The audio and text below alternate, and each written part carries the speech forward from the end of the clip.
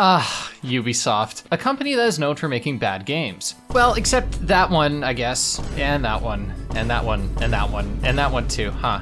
Okay, you know what, whatever. The point is, when we think of Ubisoft, there are specific kinds of games we think of. Open world games, historical games, stealth games. For as much as Ubisoft is known for sci-fi with the Assassin's Creed series, they rarely dip their toes into the vigilante scene, aside from arguably one game. So imagine my surprise when I find out that Ubisoft made a Batman game over 2 decades ago based on the legendary cartoon Batman the Animated Series, or more accurately its follow-up, The New Batman Adventures. Conceptually, this game is a trip down memory lane for me. It features all the same voice actors from the associated cartoon, and of course the art style is a 3D interpretation of the show. Not only does this make the game more authentic, but in retrospect, it feels like an elseworld Arkham game. And yeah, it's really nice hearing Kevin Conroy again. I think this is one of the biggest draws of the game, the fact that it's based on the show. But if you're looking at the footage, then it's clear this game is old. 2001 old, meaning this game is older than a lot of you watching, and it's only a year younger than me. I know some of you younger Gen Z kids might scoff at a game that looks like this, so I want to take a few minutes to talk about old games. These days, especially in the last few years, the standards for games have skyrocketed. Games now look even better than real life, run smooth, and are as immersive as ever, especially when we factor in things like VR headsets. Games with minimalistic art styles aren't uncommon, but they are no longer done to avoid boundaries and are rather done out of artistic intent. When we travel back to older games, there's a shock to your system because characters like Lara Croft that have been known for their luscious hair this generation previously had shapes that we all collectively understood as hair. But it's important to remember that this level of fidelity is adjusted too easily. I'll admit, when I first launched Batman Vengeance and saw that the maximum resolution was barely defined as HD, and there were virtually no graphic settings, I was preparing for the worst. But within 20 minutes, I felt completely immersed within it. Granted, I went into the game knowing it was more than 2 decades old. But this side tangent is to set up the following statement. I think the game looks pretty good. Environments communicated what they needed to, and in some instances showcased a solid amount of detail. Animations within combat look pretty good. Cutscenes can be a little awkward, but hey, it was the first game Ubisoft Montreal had led, so some jagged edges aren't going to ruin anything for me. I know that there's this assumption that as a YouTuber, I make a ton of money and I live in a mansion, and I have 12 supercars, 5 husbands, 7 wives, and all of that's true. But I also like getting a really good deal. Hell, I'm not even turning on the heat in the apartment because it's better to save money, and that applies to gaming too. Thankfully, the sponsor of today's video, Green Man Gaming, has all the deals you'll need thanks to their holiday sale, which is running until January 10th. Remember that Guardians of the Galaxy game that nobody played because everybody hates fun? That's $10. Suicide Squad has a bustling player base of 20 people, and for just $5, you can join them. Award-winning Helldivers 2?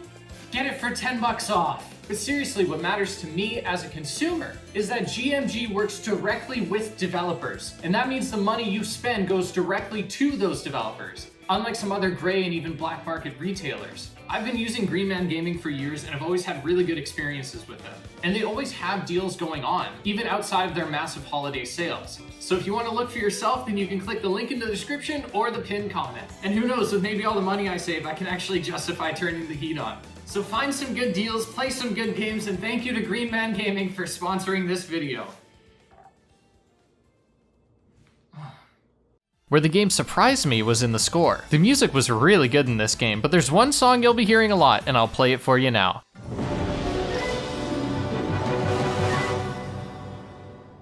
Why would you hear that a lot? Because it's the game over song, and f me does this screen pop up a lot. And you wanna know why? It's the controls and the tutorialization. This game came out at a different time when games didn't have tutorials like they do now. Instead, a lot of the more in-depth mechanics were left to the manual. You'd probably read this while on the way home from EB Games, sitting in the back seat actually reading the bullshit on the back of the case. When I was a kid, I played games exclusively on consoles, meaning learning the game when it didn't have a tutorial was done by pressing random buttons and figuring it out. On PC, which is how I played this game, it's a bit more difficult because I can't exactly experiment with 87 different buttons. This led to a lot of issues, like over halfway through the game, I pressed the N key on accident, which caused me to kick, and I had no idea I could do that. Then, a few hours later, I kept thinking, how the hell am I supposed to dodge anything? So I pressed page down, and holy shit, there's a block button! There is a tutorial, but it only shows you the pure basics, and that isn't a criticism, it's just how games were back then. And in fact, a game of this time actually telling you what to do at all was a bit of a shock. Often when it comes to games games nowadays and even within the 7th generation, games had to begin introducing eagle vision, detective vision, hunter sense, and waypoints and markers. And this was to avoid the player getting lost. When entering the Gotham Gasworks, Batgirl tells us that we need to turn off 3 valves in order to progress forward. When we walk into a room, there's the floor, a few enemies, a crate, and then a big valve. The valve isn't highlighted, marked, or otherwise indicated, and the game could get away with this because even if you don't know what you're looking for, there's only so many interactable objects that you are bound to run into the right one eventually. Modern games in just one room have more objects and details than the entirety of Batman Vengeance. I kept this in mind while playing, and yet still, I found myself getting lost or stuck because the way forward wasn't just obscured, but often unintuitive. For example, on one of the first levels, which takes place on a bridge, I ran around the beginning area for ages before eventually figuring out what I was supposed to do, which was slip between 2 crates, which by the way, I could only get through by jumping. The game wouldn't allow me to slip through by hugging the wall, and it wouldn't let me jump over the boxes despite feeling like it was well within reach. This is by far the largest issue with the design these days, simply being barred off and not totally understanding why. Some objects are climbable, and if you jump to them, there's a handy climb up animation that plays to help any inaccuracies, but this is hardly influenced by your positioning or height, and instead influenced by whether that object is deemed climbable or not. Often falling leads to death, meaning I was hearing this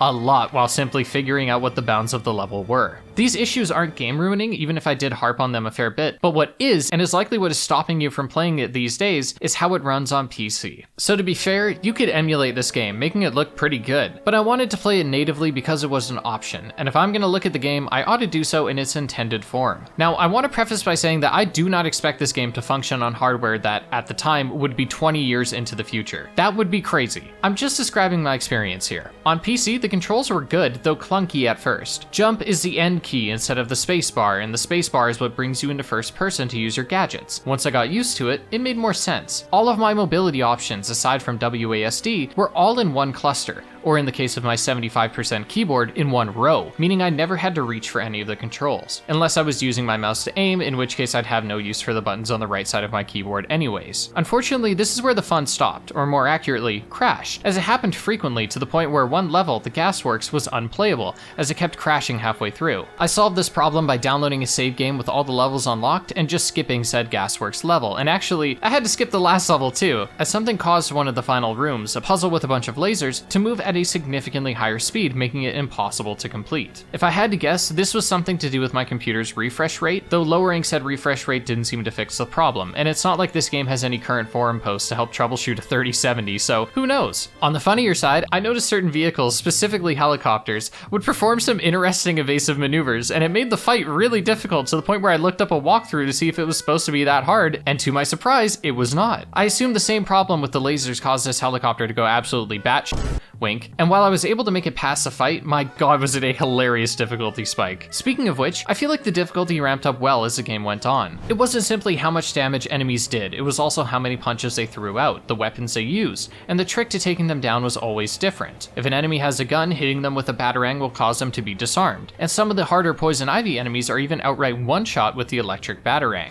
Each enemy, in my experience, introduced a different challenge that builds upon the last. The first few enemies will do just jabs, but the second class, freeze enemies, will start incorporating heavy attacks that knock you down. Then the Ivy enemies encourage you most to engage with the ranged options, and finally, all of these come together when you find the Joker's goons again, who now incorporate grabs that you need to shimmy out of, something showcased in the first Joker fight. Except, you might notice I didn't escape, and I have no idea why. So here I am, getting the ever-loving shit kicked out of me for upwards of 20 seconds. This was the case for most of my combat encounters. I gotta admit, for as much as I had fun, god, I suck at this game. This is one of the first third-person games I played on a keyboard and mouse, and I think it's absolutely evident in the footage. In spite of my struggles, I found the combat to be generally fun, and very different from what you might see in the Arkham games, but not dissimilar to what we'd see in Batman Begins. Essentially, combat is initiated with a punch, not from the enemies, but from you, which will cause issues down the line. Once engaged in combat, your movement is now relative to the enemy, similar to 3D fighters, which is extremely helpful, especially when dodging attacks. While blocking is a viable option,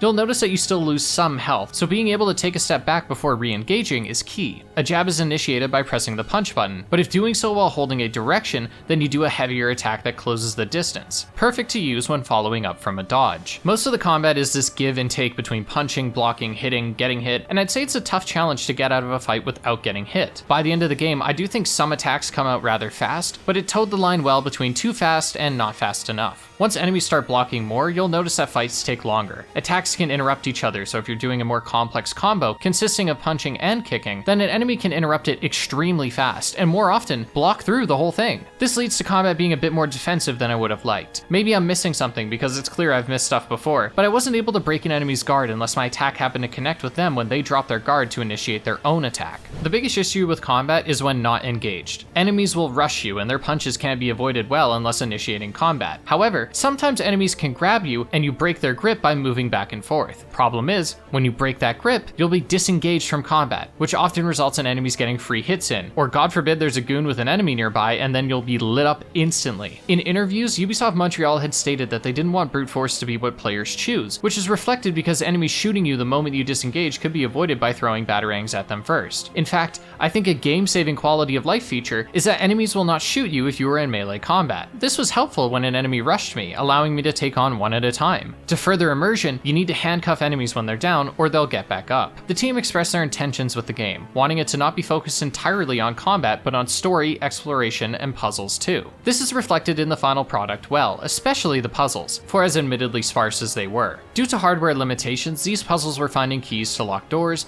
the combinations to a lock, or defusing bombs through an interesting minigame that only let me move the pieces when I alt-tabbed, so I obviously did not finish it in time and blew the place to smithereens. Aside from that, I enjoyed most of the exploration. Platforming was right where it needed to be, and the more minor puzzles combined with set exploration were engaging. It's a difficult thing to quantify because on screen, yes, it does not look glamorous, but I can't lie, I was having fun. Of course, it's not holding a candle to the Arkham games, but a good guitar player isn't bad because they aren't Tom Morello. Where the game does significantly well is within boss fights, which curiously almost always take place in first person, since most of these are gadget-based. The first, however, against Joker does see a one-on-one brawl that was perfectly fine, and otherwise outshined by the likes of Freeze, who needs to be kited around the map and drawn into traps. There's a helicopter fight in the air that was pretty fun, but the two biggest highlights for me were against Ivy's monster and the helicopter on the rooftop. Ivy's monster needs to be knocked into a vat of acid, and the intuitive design of this was a lot of fun, even if its attacks are pretty basic. Fortunately, the helicopter actually fights back at you, which made the fight a lot of fun, despite the pilot clearly being drunk.